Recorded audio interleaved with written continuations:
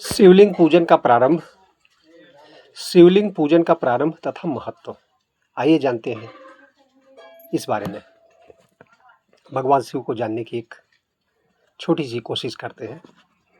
शिवलिंग के पूजन के प्रारंभ होने के संबंध में पौराणिक कथा है कि दक्ष प्रजापति ने अपने यज्ञ में शिवजी का भाग नहीं रखा, जिससे कुपित होकर सती पार्वती ने दक्ष के यज्ञ मंडप में योगाग्नि द्वारा अपना शरीर जलाकर प्राण त्याग कर दिया।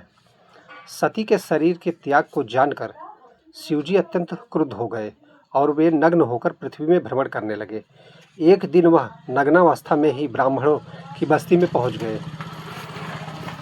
शिवजी के नग्न स्वरूप को देखकर ब्राह्मणों की स्त्रियां उन पर मोहित हो गईं।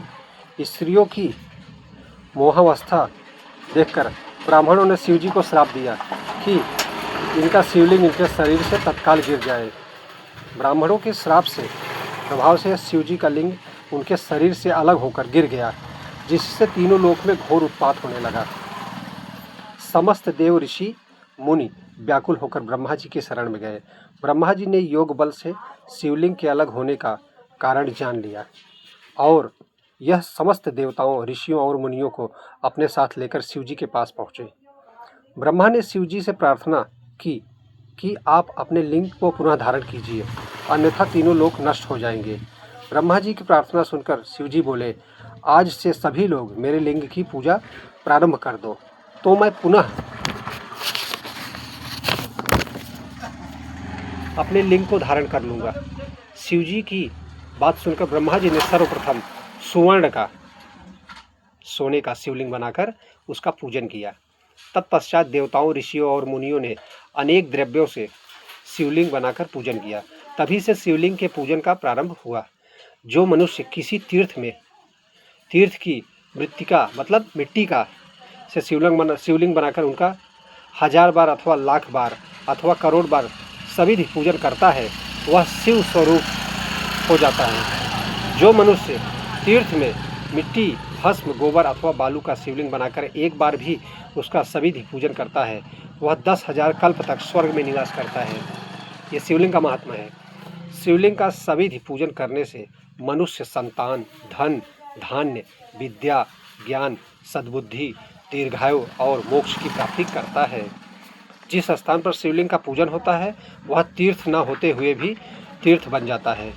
जिस स्थान पर सर्वदा शिवलिंग का पूजन होता है उस स्थान पर जिस मनुष्य की मृत्यु होती है वह शिवलिंग शिवलोक को प्राप्त करता है।